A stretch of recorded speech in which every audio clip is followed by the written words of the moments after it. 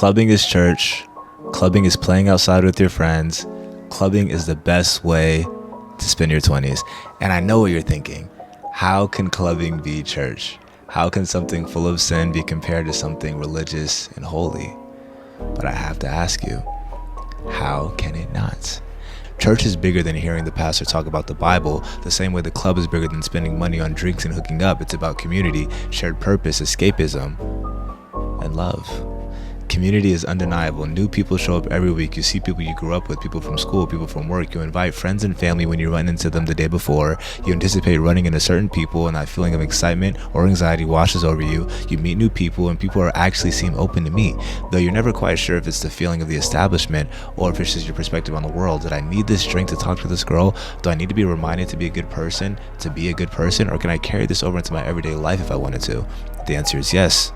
You could do anything, but it's thanks to these settings we are given the chance to believe it.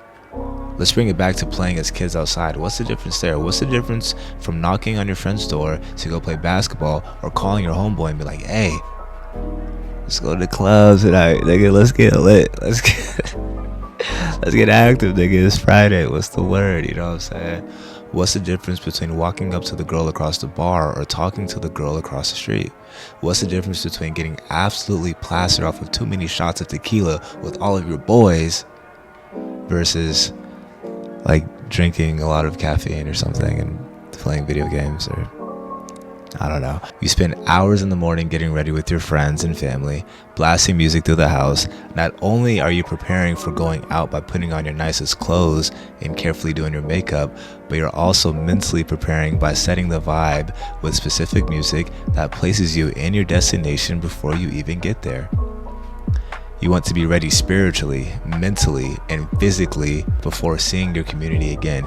You want to be ready. You don't want to bring the vibe down. You don't want to look bad. You don't want to ruin the party. Obviously, this entire video is a stretch, but I really do think it's a healthy thought to ponder. Listening to that one song with all your friends at 1:30 in the morning on a Sunday, technically, can bring all the same feelings as hearing that one song with your mom and your sister at 9 a.m. on that same Sunday morning.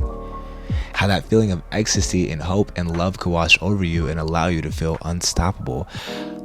Allow you to escape your problems. Be here, right now, where you're safe. Not only physically safe, but emotionally and spiritually. There's no shame in singing as loud as you want. There's no shame in dancing. There's no shame in just feeling, because you waited all week to feel this, man. You waited all week for this song. You waited all week for this moment and this reminder that everything will be all right. Then you wake up the next day, and maybe the feeling hasn't passed yet, but it's not nearly as strong. And the next day passes, that is Wednesday, and your boss still sucks, and your thoughts aren't as pleasant as they were a few days ago, and all you can think is, man, I need to go to church.